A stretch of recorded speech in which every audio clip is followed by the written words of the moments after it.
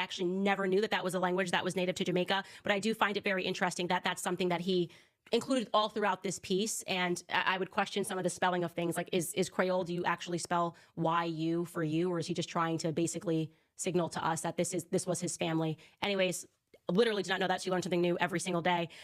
So I also had a ton of other people that introduced some other things that I was not aware of. And I'm just going to kind of go through other things that people brought up that I found to be very interesting. First and foremost, someone told me to take a look again at Kamala's birth certificate. Chris, I don't know if I told you to pull that, but going to her original birth certificate, yeah. So they said, this person emailed me and they were just like, okay, Candace, it is amended in the middle there. So you see there's a stamp in the middle of her birth certificate that says amended 1 of 2.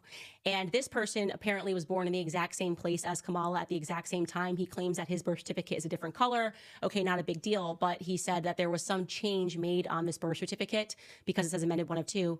And so I looked that up because I was like, oh, I didn't even like recognize that. And it turns out that yes, in California and in other states, you can file to have your birth certificate amended if you want to change the name of the father, change the name of the mother, if there was some error, like maybe they spelled Kamala's name wrong and they wanted to change the spelling of her name, or if you just completed your adoption process is another reason in California that you are allowed to change the name or make an amendment, pardon. And so it is interesting that that does say amended 1 of 2. I don't know if this means that she amended it 2 times or what the deal is here, but that is something that is of note. And like I said, I'm trying to read through and sort through all of your emails and to prioritize which ones I think are relevant. And I just really think that looking into Donald Harris now is just something of interest to me, and like trying to figure out where he was born and learning a little bit more about his background, because there are some verifiable facts here that are just not correct, or at least if they are correct, I can't find them. I can't verify them.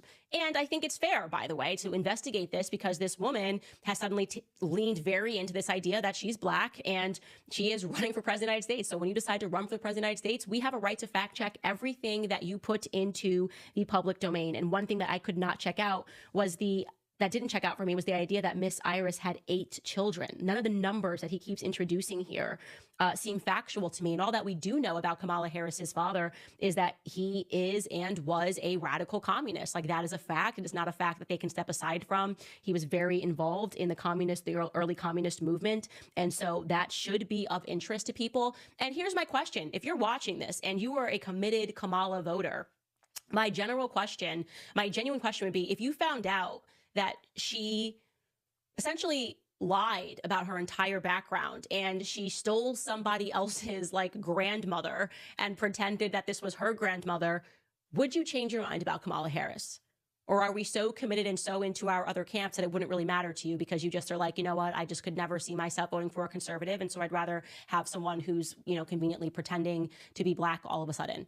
I just find that to be very strange. And I'm not discounting the fact that her father's from Jamaica. I think he is obviously very much from Jamaica. I'm just wondering a little bit more about him because I do find these elements to be a bit strange. I don't think it's a normal thing, unless somebody in the chat is going to tell me that it also maybe is a cultural thing that people on the island of Jamaica refer to their like mothers and their grandmothers as Miss this and Miss that, because I think in America that would be quite weird, and also in other countries that would be quite weird. It would be quite formal, but I'm happy to dive in and to read some of your comments right after I tell you guys about Beam, because clearly last night I needed to get some sleep, and we do use Beam. Obviously, sleep is so important. It's the foundation of whole body health. When we sleep well, our minds and bodies perform at their best. Good sleep is both mental and physical, and our daily performance depends on it. Beam's science-backed Dream Powder is tested for high-quality efficacy and formulated to ease your body into rest, supporting all 4 stages of sleep cycle to help you fall asleep faster and stay asleep longer. Other sleep aids can cause next-day grogginess, but Dream contains a powerful, all-natural blend of 5 key ingredients: reishi, magnesium, L-theanine, apigenin, and melatonin. This blend helps you fall asleep, stay asleep, and wake up refreshed. Right now, for my listeners, you get a special discount on your healthy hot cocoa for sleep with no added sugar. You just mix Dream into hot water or milk froth, and you can enjoy it right before bed. If you want to try Beam's best-selling Dream Powder, get up to 40% off for a limited time when you go to shop